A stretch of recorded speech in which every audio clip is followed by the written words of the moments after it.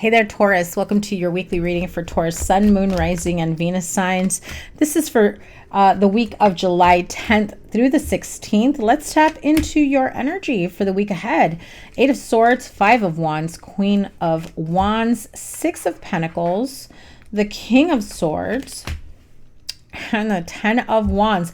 I literally just did Virgos, and I swear I shuffled many times, and the 10 of Wands was also here. Seems as though you're also going through a little bit of a difficulty. Maybe it's an elemental thing, so we'll see what Capricorns has in store as well. If you've got Virgo in your chart, I would recommend checking out that reading. Don't forget to check out your Moon, Rising, and Venus signs as well.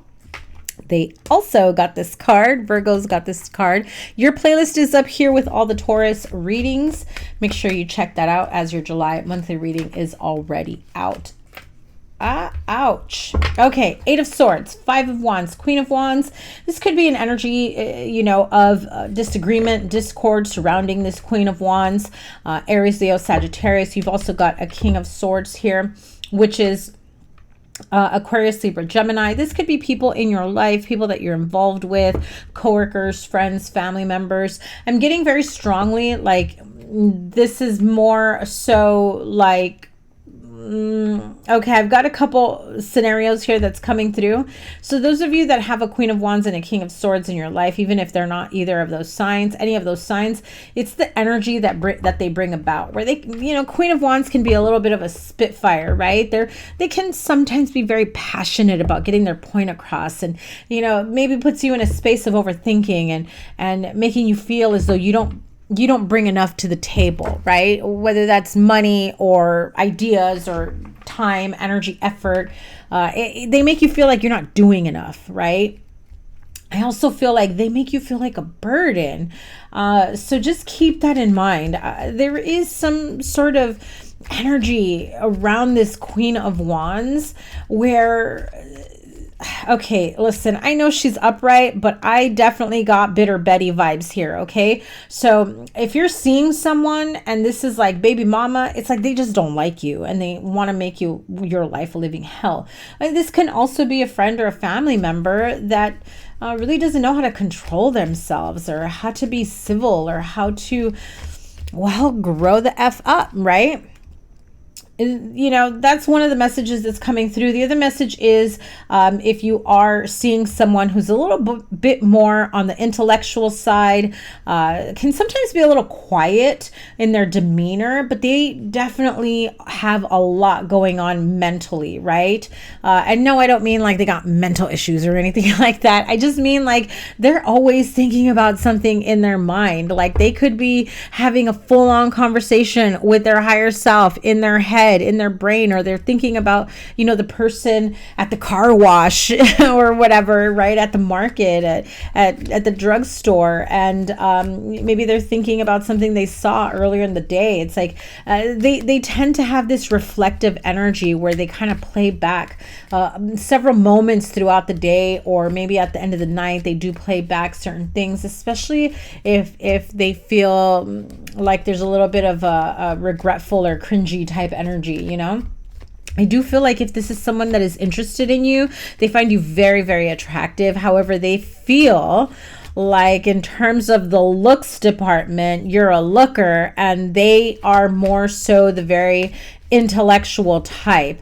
It's almost as though they're wondering, can they keep you interested? Can they keep you, can they keep you basically hooked on them? Because I feel like they will be very, eager to shower you with love and gifts and time and energy and affection. Well, a little bit less on the affection, but in terms of affectionate gifts, affectionate displays, I should say displays of affection in terms of material needs. I feel like this person, maybe they feel like they don't measure up to you, or maybe they find you very, very attractive and they feel conflicted about whether or not they have a chance with you. I feel like there's a couple different energies going on here. It's like if I can get Taurus's attention, I I would never want to lose them. I keep hearing that. The Eight of Swords and Five of Wands does concern me a bit, especially with the Ten of Wands, and not like a major concern, obviously, but you know, in terms of kind of being stuck in your head about something, like maybe it's you who's not very attracted to them because you feel like you want to have that power couple energy. Maybe you're very outgoing and they're more quiet, and that usually tends to happen, right? You know, the quiet ones end up with someone who's very outgoing, or vice versa. The very loud and boisterous and outgoing ones tend to be with someone who's a little bit more shy or meek or meager, you know, like in their presentation or attitudes. So there's a little bit of like this internal conflict, like, do I really see myself with someone who can't maybe keep up with me on a social level, or like you may be a social butterfly and they're just kind of like the fly on the wall, like they don't really want to interact with too many people, right? And so I do feel like maybe you're like I just heard you're like the voice box for this partnership. You keep the interest in the conversations going. Your outcome here is the Three of Pentacles, Five of Swords, and Seven of Pentacles. So I feel like there is kind of someone else here causing a little bit of a stir, some conflict. You know, I feel like this is someone who has maybe also had interest in you for quite some time. And so they don't want to see it work out with someone else. They kind of want to like be a Debbie Downer if you seem interested in someone else. I feel like you've got your share of options, not going to lie. But, you know, that Five of Swords, yeah, look at that. As I said that, you have your share of options.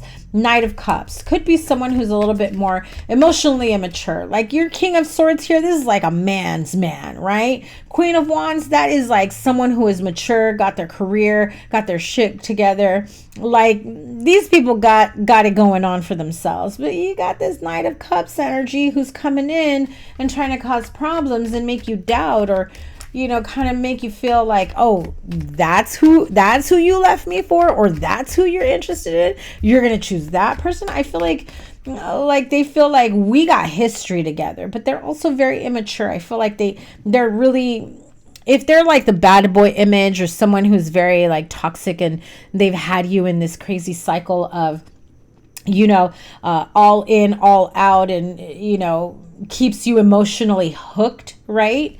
I feel like they're just kind of trying to throw it out there like, we got a lot more, you know, with each other. We've put in a lot of time, energy, effort. The Death card, definitely things are changing for you, especially in your love life. I don't know how I got love life for you guys too. These are usually general readings, but I'm just going to go with one main energy that I pick up so that I can make sure that I get these readings out in a timely manner. So the Death card is part of your outgoing, your overall energy here as your outcome. The Death card really does speak of big changes coming through. Endings bring about new beginnings, and this is like death to old ways, death to old thought processes, also death to the patterns in your dating life, in your love life, where maybe in the past you were more attracted to someone who was younger, who, you know, liked to run their mouth but also be running around behind your back, and you're just like, there was something perhaps exhilarating or captivating about that like bad boy energy or psycho chick energy. I'm just gonna put it out there. But I feel like you're just at a point in your life where you're like, I am done with that. No, thank you. What's the advice here for Taurus? Yeah, I told you, Knight of Pentacles. This is someone who's a little bit more slower to move, but definitely that is your card, your energy here. So I feel like if you are moving away from this type of energy here from the past, it's a bit immature, especially emotionally immature, that likes to run their mouth and cause problems anytime you want to move forward. I feel like you're not really letting them know what your next move move is, where in the past you probably would have thrown it in their face, like, oh, please, I already got like 5 lined up, get out of my face, right? I feel like now you're just like, I'm gonna let you think whatever you want to think.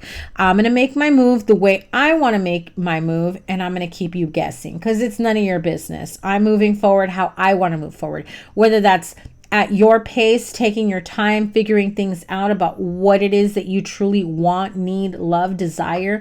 Where were things lacking in the past? And can this new person or new people, you know, fulfill that for you? Because at the end of the day, you're like, I'm not trying to revive anything that didn't work out in the past. If it didn't work out, it didn't work out. So let's keep it moving.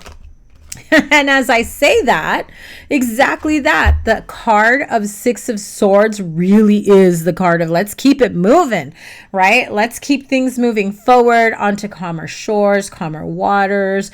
And again, taking your time overseas, you know, to really think about what's next for you.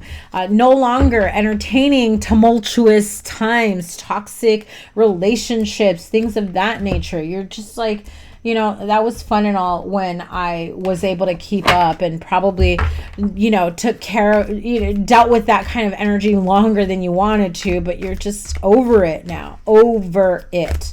So let's see what the wisdom of the oracle has for you. Yeah, the yang energy. Listen, this says it all, okay? Not only do you have the power within yourself, within your hands, you have the fire within you. Card number 1, which means you're thinking of yourself.